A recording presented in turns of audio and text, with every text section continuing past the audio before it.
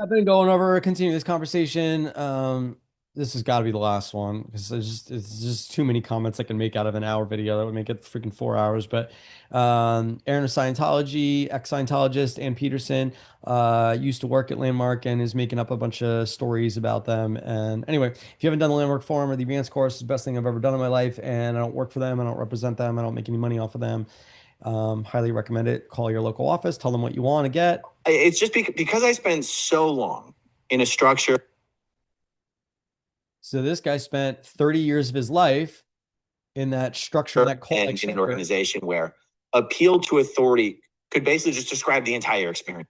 and is naturally skeptical about is the Landmark Forum a cult? And by many experts, by the cult expert of the world, says that it's not.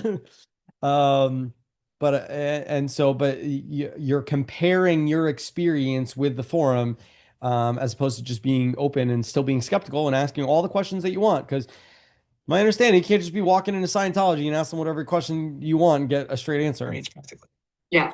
I have such an allergy to someone who is, well, an authority. And that sounds way too general to actually. Yeah, we went over that in the last video. But yeah, they literally have designed it so that it's anti-authoritarian, so that it is you, it is you coming up with that. Well, let's do the first one right here. Let's see. Authority.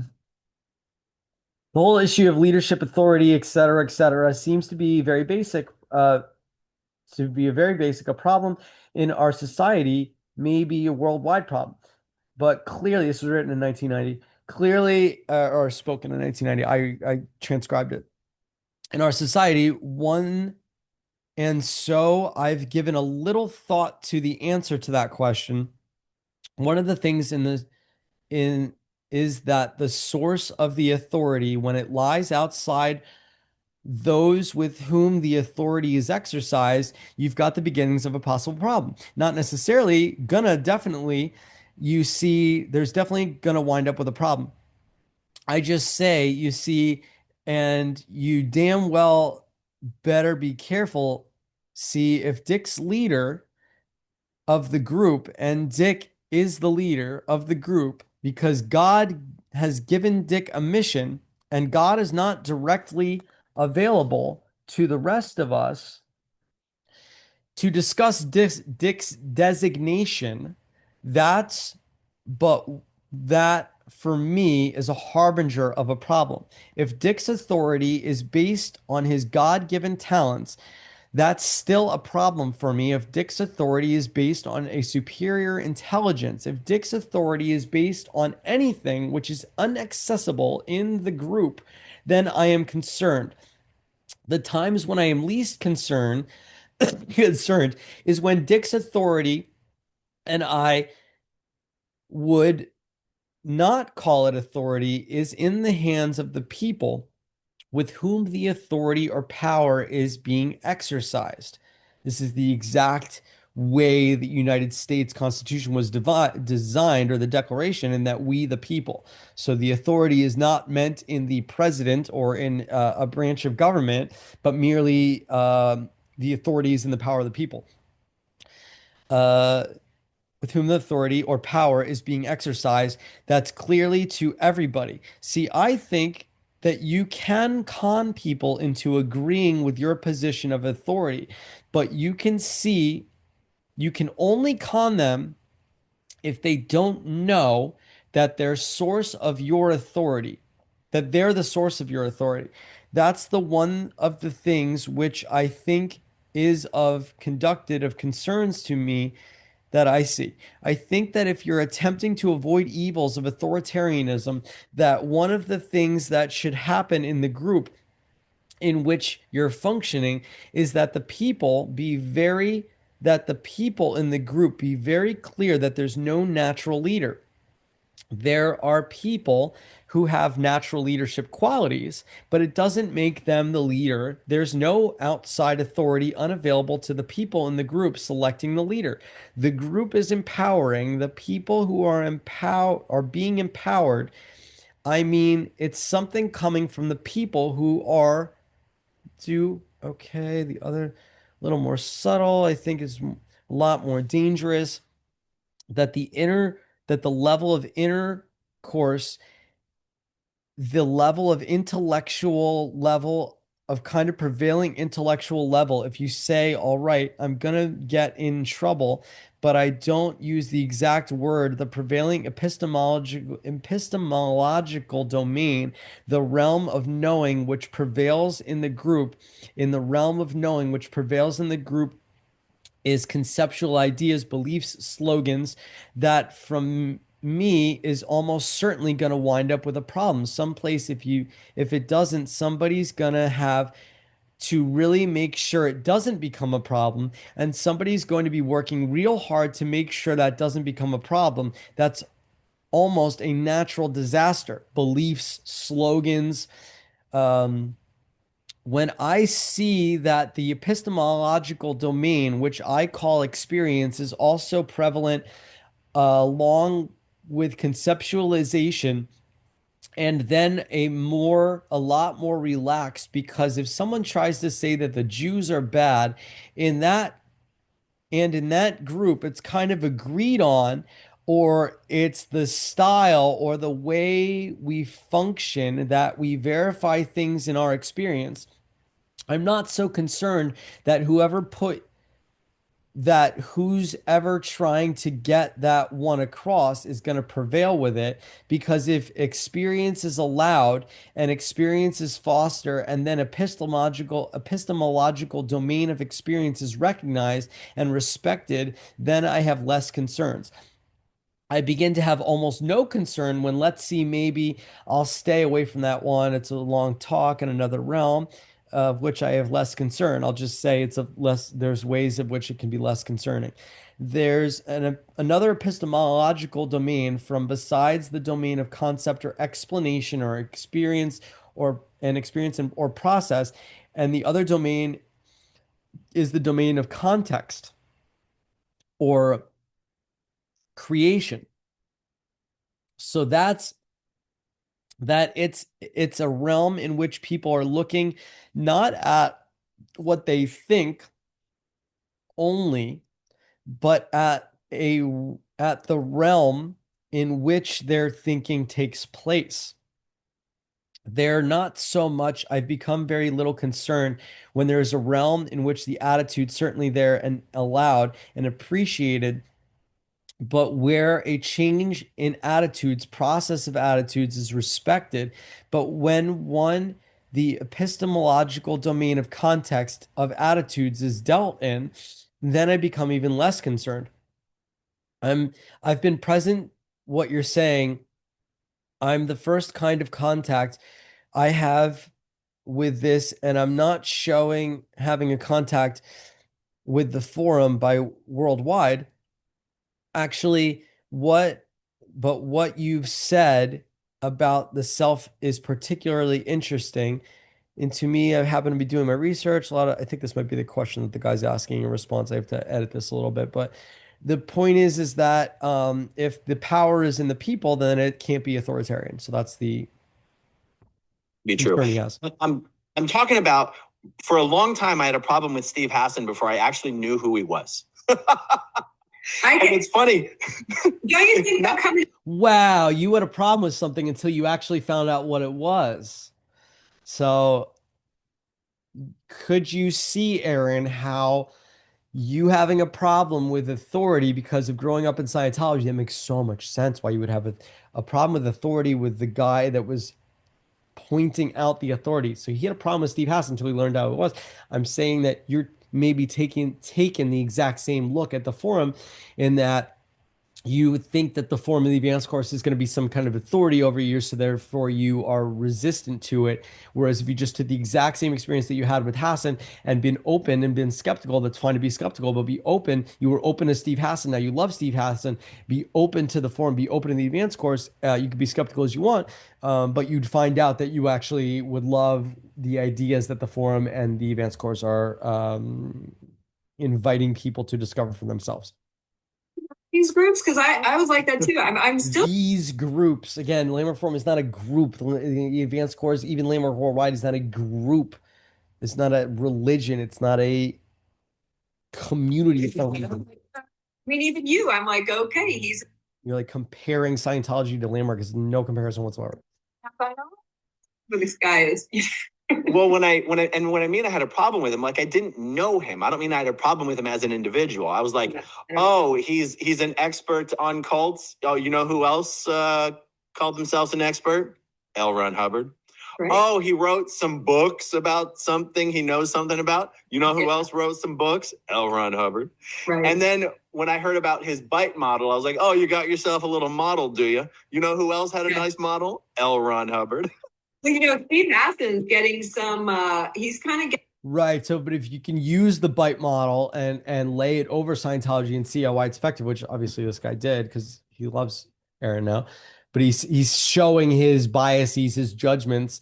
That's so authentic that you're doing that, Aaron. And yeah, but if you lay bite over Scientology, you would see where it is the control that Steve Hassan is trying to prove. And if you lay that bite model over Landmark, you would see that it doesn't fit, it doesn't match. There is no control of Landmark.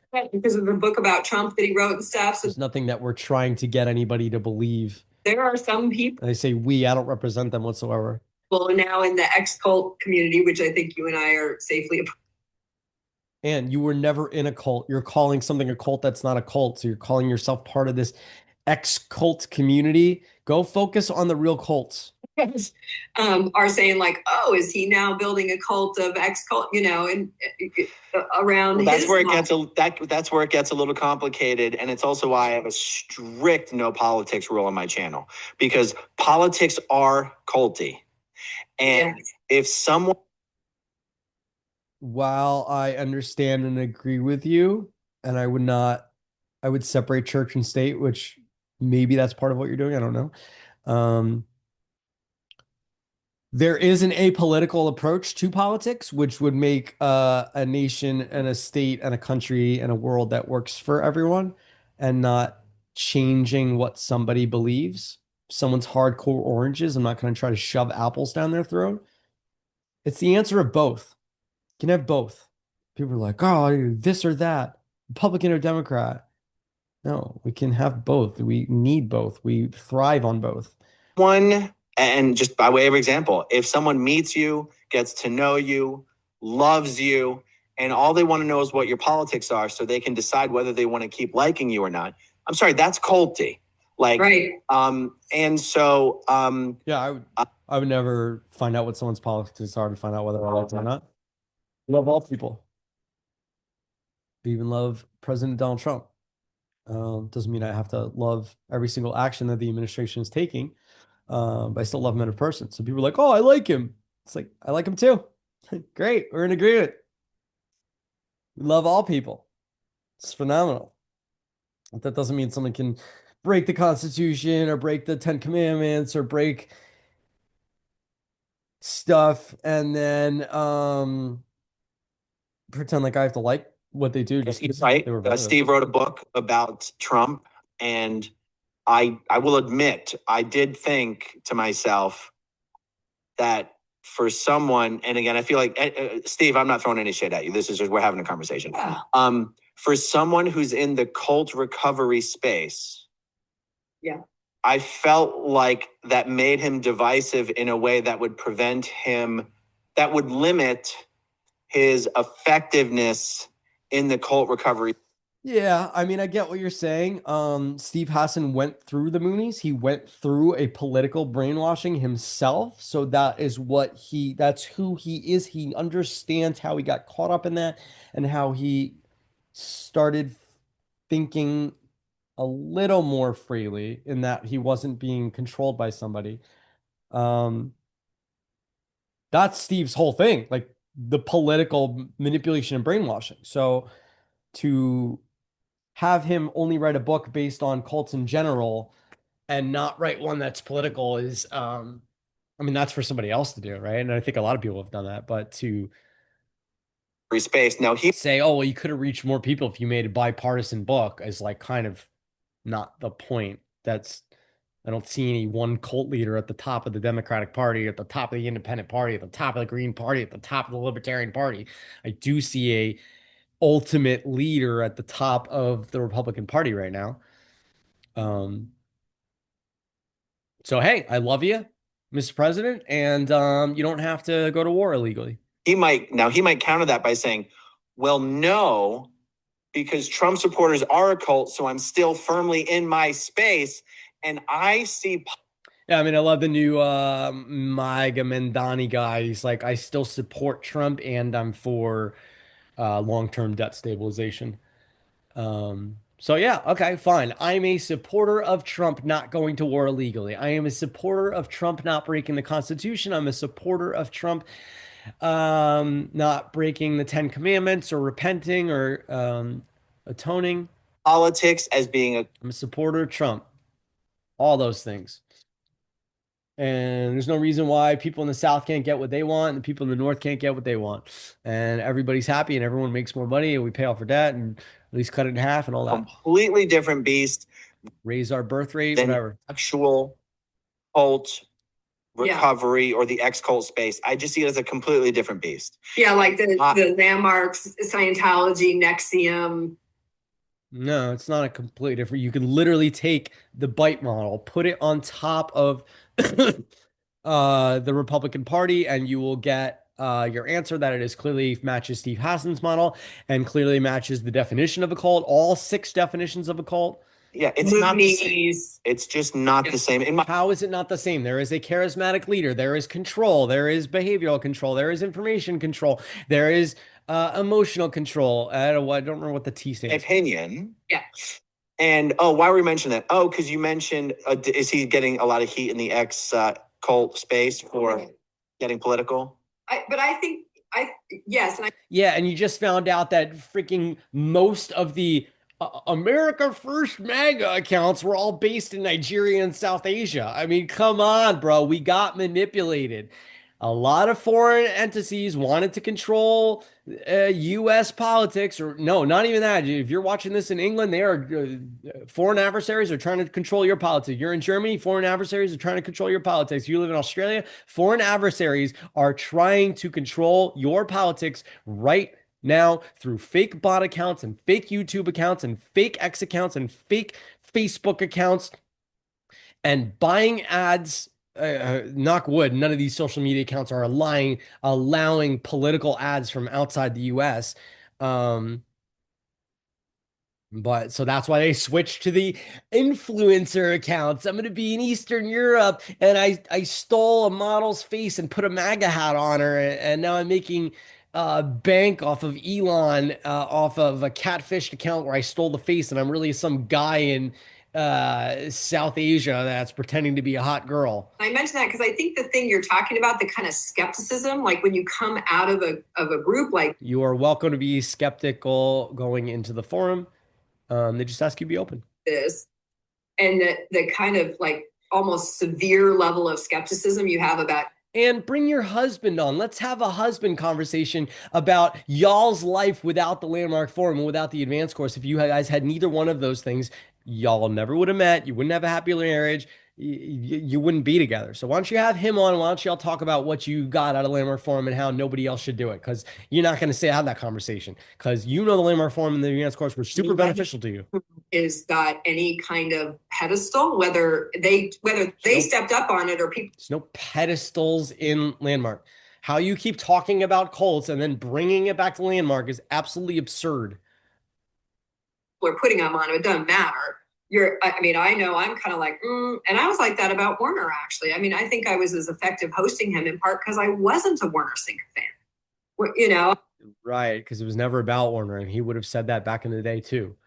I had heard all the lore, and it was fun getting to meet him, and he was quite... I mean, I would imagine it'd be fun to meet anybody that's got their life together and is inspiring people. I mean, like... It's not like I'm meeting some sort of like Dalai Lama or something. He never meant to make it seem like that. Just because a lot of people liked meeting him and had a good time around him doesn't mean that you were asked to be a sycophant for him. I mean, we got in a screaming match a couple times. We got in a couple fights. But Oh my gosh, there you are screaming at Warner, and you want to blame other people that there's screaming going on in an organization that's extremely effective and empowering millions of people around the world and has done work with all these large businesses, Walgreens and NASA, and you're the one that is screaming, and then you want to say that there's other people that are yelling, and I got lists of people who are in arguments with people. It's like, and you got your life out of that. If you hadn't had that conversation with Warner, you probably wouldn't have what you want out of life right now.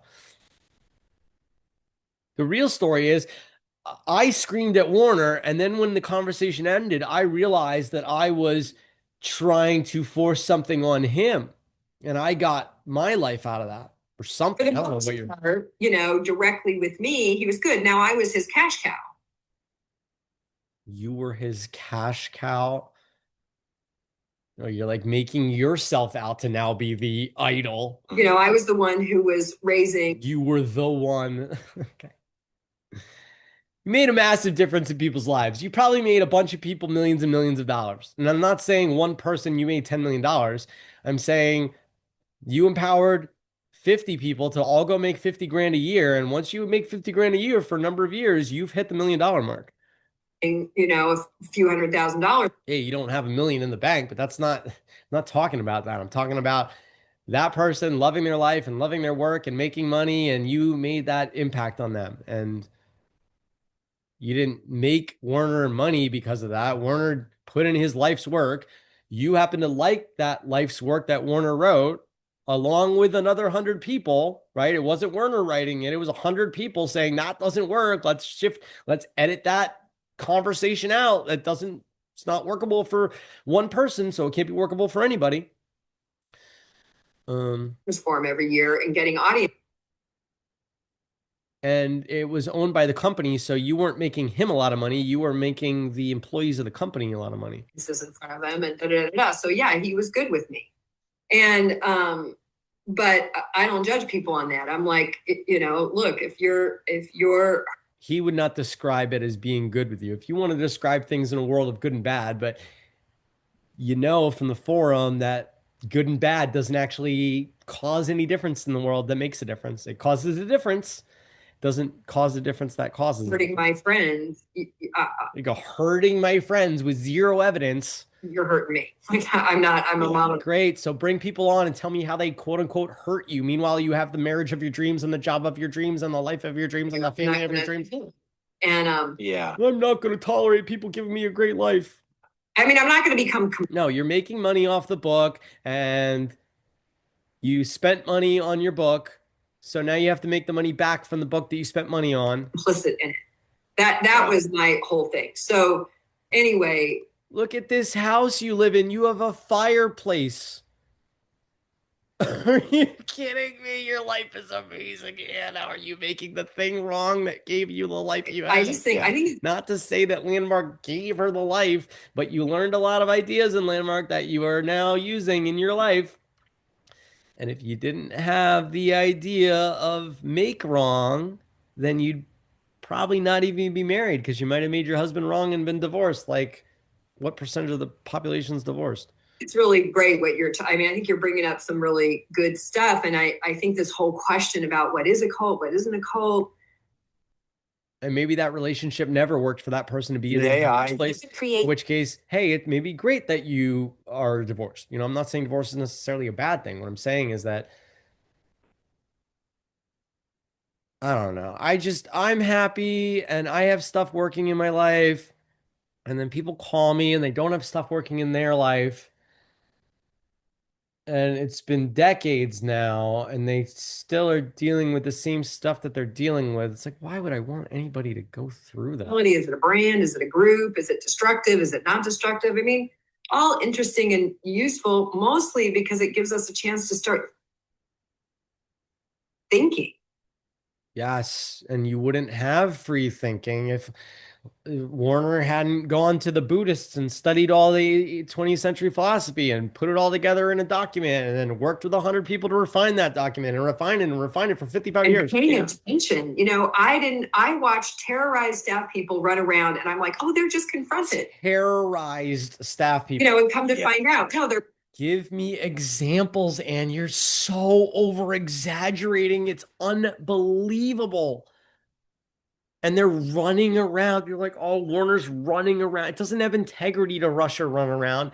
So the company that bases their whole existence on integrity and being their word, and if they break their word, it doesn't work. Those people are not running around They're frantic. being punched, choked, hit. Punch, choked, hit. Okay, so I heard of someone punch, and I heard a story about a possible choking from Eric. I don't know any other examples. You want to bring on more examples? Bring me more examples. Eric was edited out of the next video that said he was choked. Why was it edited out? Somebody tell me. Was that choking an exaggeration? Was it like, Eric, you kill me, Eric? Like, that's not choking if I go like this. Like, I understand how that's like threatening to someone, and I'm not making an excuse for that. I'm not condoning that. I'm not saying go ahead and do that. I'm not saying that company does that.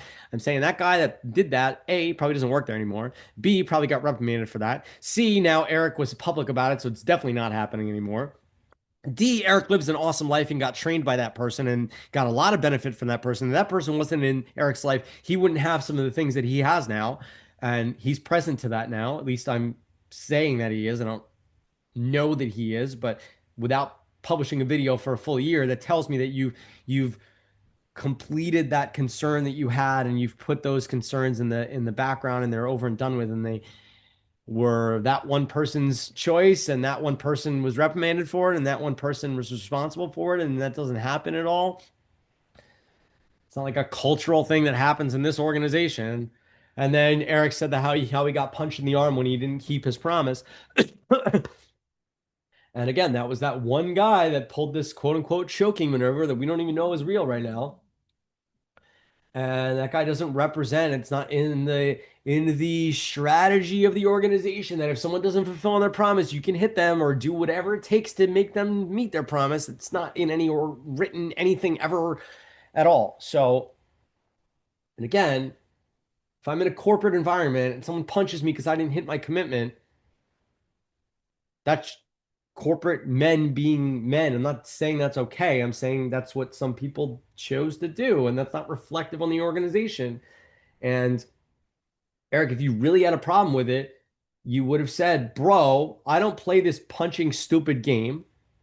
You want me to play that game with you? When you don't have promise, I'd be happy to punch you. That's fine. Whatever. You like that type of thing. You thrive off of that masculine energy or whatever the heck you want to call it. Fine, we can play that game, but like I'm not gonna play that game. You wanna hold me accountable for me not hitting my promise? We're gonna play X, Y, and Z game. We're not playing that punch in the arm game.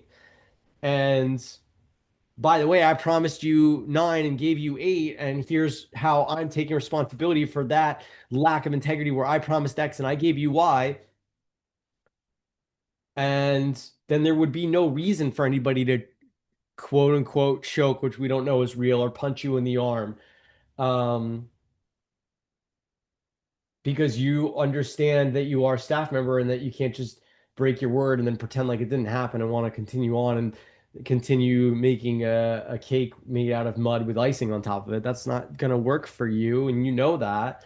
So just be responsible and say what you know to be said if you broke your word, and that way you can fully restore your word and go back to doing it instead of waiting for someone else to explain to you why you didn't hit your word and why do you promise and ask you questions to try to get you to take full responsibility for being your word. In any event, Eric, you made a difference because you made sure that there's no, touching at the organization, and it doesn't happen at all anymore. And if you think it did happen, then go work for them and bring in a camera and prove me that they're doing any type of abusive behavior whatsoever. Screamed at, called. You said that you screamed at Warner, so you're just doing the thing that you quote unquote are saying is happening, and people have stories about. You can share what happened at the end of the conversation with Warner, because I'm sure you left having said everything that you wanted to say, and some kind of breakthrough happened, because that's only the ever intention of anything having to do with Landmark, is to cause a breakthrough that person's committed to. I didn't know. So like what happened in I that didn't know screaming that match? You're calling just gonna end the story and it was a screaming match and people got screamed out and not tell me what the juicy details of the story are? Tell me, Ann. people vile names and threatening their livelihood, their job, and There's no threats threatening your livelihood or job. I guess they're referring to someone saying, "Oh, I'm going to leave staff 6 months early," and then that person saying, "Ugh, I don't know if you should break your promise. You made a promise to do that, and if you want to break that, I mean, look at the boy who cried wolf or Pinocchio. Like eventually, times you break your word enough times, your word's going to not mean anything." even potentially their life. Do you know that's called verbal Oh, there's potential life. You know, called verbal assault. assault, and it's against the law? Great. Let's look up verbal assault and landmark, and I'm gonna find nothing. Like I found nothing last time. And you lied to me about telling me. And I grew up, I grew up a single mom. My mom was raped and beaten, and we escaped down an alley when I was 5 years old. And, so I was kind of like, unless somebody was Okay. bleeding or, Okay. So y'all and your mom were verbally and sexually assaulted when you were 5 years old. Now it's all making sense. So now you're looking for the perpetrator of that assault, and you think that that perpetrator is landmark, and you're carrying that around with you. And I really trust that that is fully complete for you, and you can put that back in that 5-year-old self and not be um, manipulated into thinking that everybody's out to get you and someone's out there and oh, it's got some reason, And so wow. when I was told that screaming at people and calling them names and humiliating them and Well, I mean, look, if it's in private and you didn't call anybody publicly a name and you didn't scream match, which sounds like you brought on some of the screaming, doesn't sound like that was all Warner. Um, sounds like you were dealing with something and I don't know. I mean, like maybe Warner's dealing with his own stuff too. I'm not saying that. I'm just saying that it's like this, none of this stuff you're talking about has anything to do with the forum. And if you took the forum and put it on top of this conversation, you would see that this is all a waste of time. If you want to bring me the actual abuse and show me the actual abuse, I would love to read it.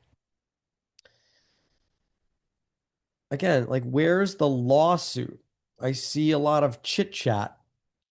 Philosophy for life. It's not a philosophy. Limerick Forum has nothing to do with philosophy. The Huffington Post. Again, cult education.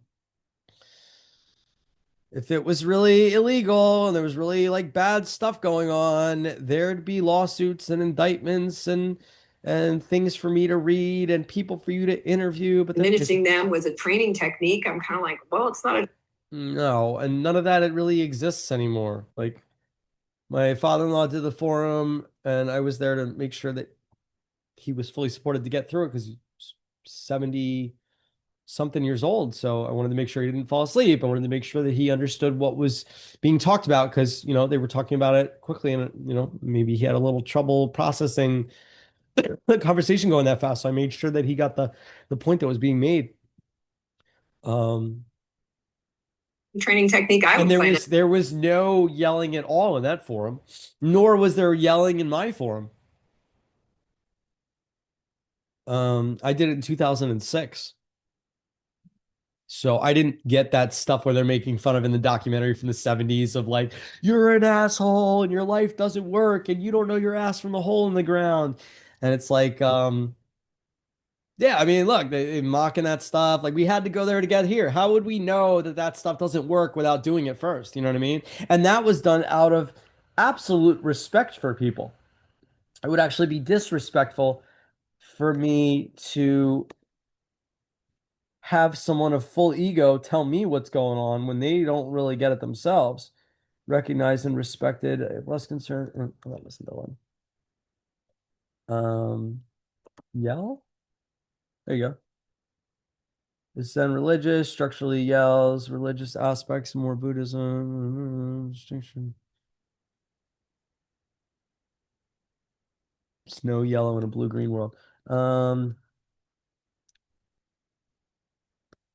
It's done in respect for them. Cartoons. powered with respect to the phenomenon. A deep sense of respect. Very little of the training is done at you. If that is a part you're clearly done, for example, you in the moment, you might not remember that, but they sit and have clear example of the truth in the matter.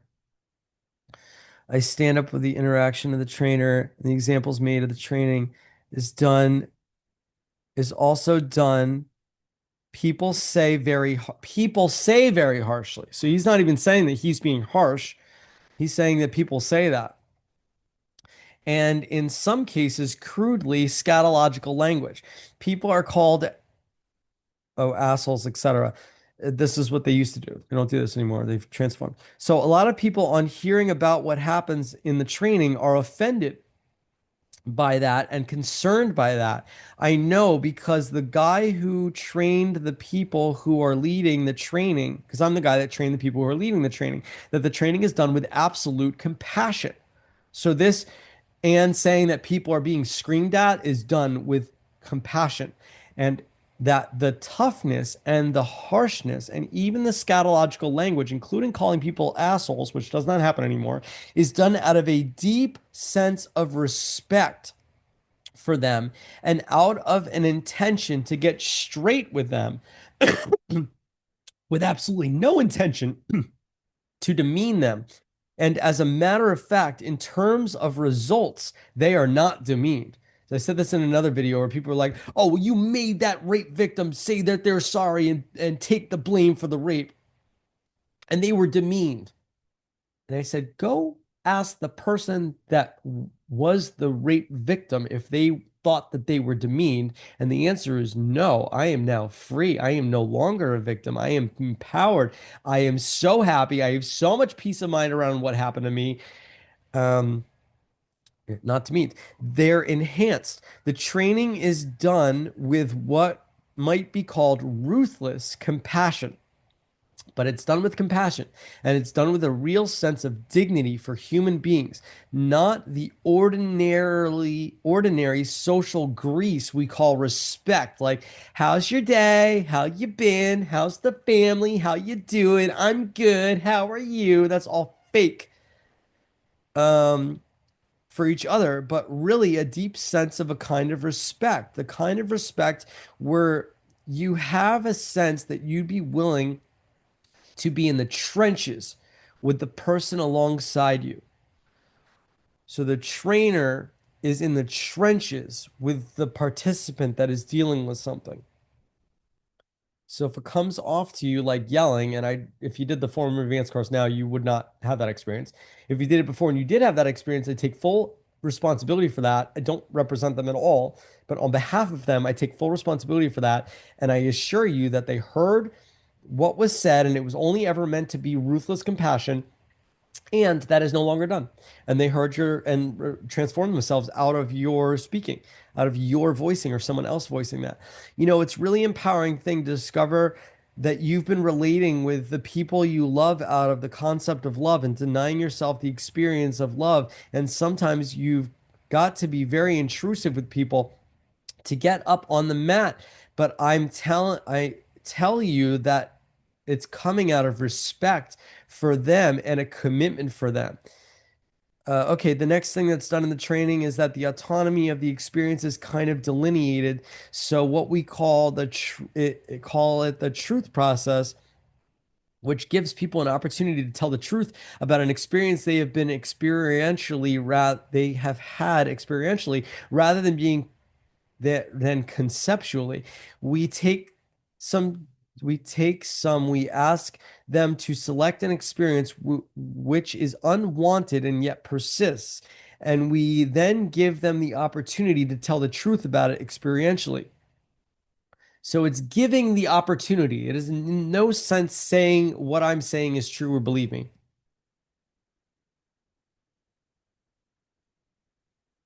Anyways.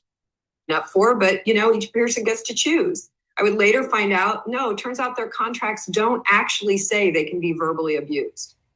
And yeah, again, there's no, what? You're calling stuff verbal abuse and giving me no examples, Anne. Your book better have all the examples written down in a he said, she said account. And based on the hours and hours of videos I've watched of you, you do not have any of that in your book at all. It just says manipulation and control and abuse. And I was told to do this, and it's not in my contract. And it's like, bro, just tell me he said, she said of what you signed and what they did, and I'd be glad to look into that. But there is none because they actually listened for 55 years and improved themselves after 55 years. Different staff, that culture. So what I found out since That culture, there is no culture. It's a lot of people all working together to transform the world. And that's it. There's a culture around listening for and reliably delivering upon that which is truly important to people and that which really matters to people. That is not a culture that is effective listening. is that the culture that I thought was just a Werner thing is alive and well and deeply ingrained in the Landmark staff culture, particularly. Oh, take it again. And then give me one example, Anne. It gets lighter weight as you move out from the center. But I've now heard from people who are volunteers. They're There you go. All your romantic sensations. volunteering 20. They're not volunteers. They're assisting. They chose to assist. They understood that there was no money in assisting. And they understood that there is value to be gained from every assist, every moment I assisted. And if I hadn't assisted, I wouldn't have certain skill sets that I have today and are used today to achieve results in my life. 30 hours a week of their time. And because I chose to give 30 hours a week of my time and knew that I was getting 30 hours of value out of that. I'm actually getting like hundreds of hours of value because it's so effective. And I can go spend 30 hours in an ineffective training watching Anne's videos. No offense. This isn't making a difference that makes a difference. Or I could choose to spend 30 hours in something that does make a difference, that makes a difference, that I then go out and make thousands of differences within my community, in my space. And by utilizing the things of the forum and not being bogged down by something that you think is a culture. Okay. What's the they're culture? being humiliated, verbally bashed, yelled at. Okay, I didn't get any of that. And it isn't one-offs. It's like hundreds. You keep telling me that, and you bring on the same guest over and over again, and then don't give me one example. Just And complain. I spent 3 weeks, the 3 weeks after the book came out, I spent a lot of time in tears. I have a therapist, a spiritual teacher, and a coach, and an address book. Wow, so you're paying your therapist, your spiritual leader, and your coach money every month? I have a friend that does coaching, but she only charges for 3 months. Once you've hit the third month, you have so much skill set that you don't need to be paying me every month. Sounds like you just bounce from one thing to another. I don't know. And you wouldn't even had the idea to have three different coaches if you hadn't had the forum. Like you wouldn't be in that space. Full of pretty amazing people. And, I'm on because the phone with Ginny. I've partnered with the folks over at Seek Safely. That's where this is going for me. I'm like, look, either I'm going to go sell shoes at Nordstrom's, do something totally else than what I've spent 26 years, developing myself in and being masterful, being a personal development, coach and leader. And I'm a trainer of trainers. And, and the training that you use to train trainers is based on the forum and the advanced course. So you want to go like forget about all these things that you discovered about yourself for the world and then like cast it aside and be like, I'm the expert now. I'm the trainer of trainers. Okay, you're just doing what you're I'm like, I can't do that anymore because it's all corrupt and disgusting. And no, there's no corruption or disgust at all. That you're just making up words. So please give me an example of the corrupt and disgusting. There's no hope. So no hope. Like what? You Ginny Brown of the Seek Safely organization, and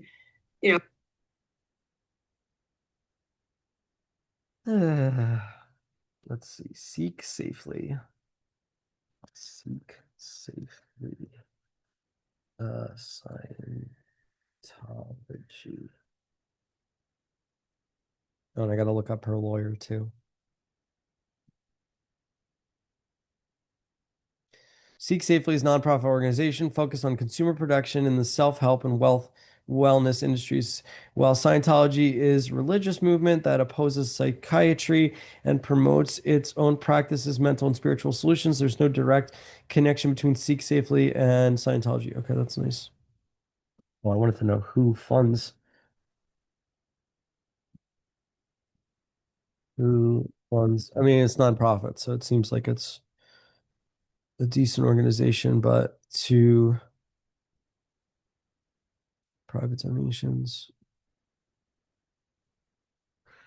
Was it, oh, Seek Safely landmark worldwide.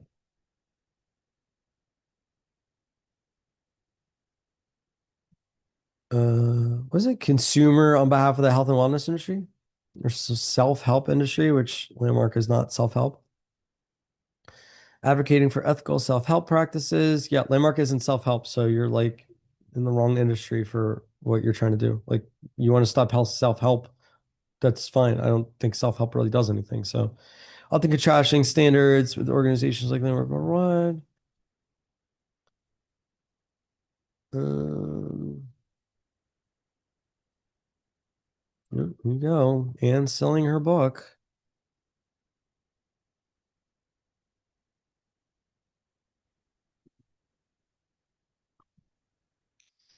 Yeah, anyway, like I'd see something that like did Seek Safely make a difference to Landmark? Doesn't really look like they've interacted at all. So there's They're such a big standing deal. for it. It sounds like you're if you're the consumer practices that hold self-help and you think Landmark self-help and it's not self-help accountable, then like hold Landmark accountable. But they don't need to be held accountable because they have their own board that's holding themselves accountable and they have the court of public opinion holding themselves accountable and they transform and they make the difference in their own organization. Full development industry that is safe and ethical. And I'm like, okay, well, I'm going to get on that team. Okay. That's awesome. So that's what I'm doing. That's where my book ends. Great. So go take down real self-help that is doing damage. Actually, is with a call for those of us that have been a part of this. There's nobody better than us to do it better because we know firsthand what it looks like when it's done wrong, like when it's done in a way that is destructive and hurtful. Yeah, there's nothing destructive or hurtful about Landmark. I have already apologized and accepted full responsibility on behalf of Landmark to and for whatever may have occurred or happened. And that's not to make an excuse, and that is never to take the quote unquote hundreds of people that you have personal stories of. I can't really get all of their impacts. I could never get that. I would have to hear all 100 stories to be able to make that. But it seems to me that people get upset and then they vent and then they never have a problem ever again because they're like, oh my gosh, like I just needed to get that off my chest. And whatever, if I want to keep carrying around that Landmark's somehow a bad organization or harmed me, I guess I could keep doing that. But to be straight with you, as someone that did make Landmark wrong for a number of years and felt quote unquote cheated by them or whatever, because I was asked to leave a course, that once I gave that up, once I gave up that resentment that like Landmark did something to me or like I didn't get to finish my course because if someone said some gossip about me and gossiping isn't cool either and da da da da da da da. Once I gave that resentment up that I had toward Landmark, I was free to do so many other things in my life that I didn't realize were I was stopped by making Landmark wrong. But then like I'm then reluctant to go take what I learned out of the forum and apply it to my life. Like that's ridiculous. Why would I? So and if you've stopped making Landmark out to be the bad guy or wrong or bad, that's wonderful. And I appreciate your questioning and your concerns and the any difference that you've made that's made a difference for other people. And I see how you being completely complete from that would free you up to sell out the rest of your books, whatever. I don't care if you sell the rest out, but sell it out, make your money back, do whatever you have to do. I've had things where I've like technically lost money on, but then like the growth that I got out of that thing has then allowed me to make up all the money that I lost to begin with. So it like didn't really matter if I lose money on the book because I learned so much out of it that I can go make way more money somewhere else and then like pay for the cost of the book or just whatever, finish selling out the book and then be done with it. Don't reorder new copies of the book because this is I've never seen anybody make a lot of money off of making another company bad, especially a company that has such a high level of integrity. They are the most integrous, if that's a word, company that has anybody ever seen in the history of the planet. Anyway, I hope you're having the best day ever.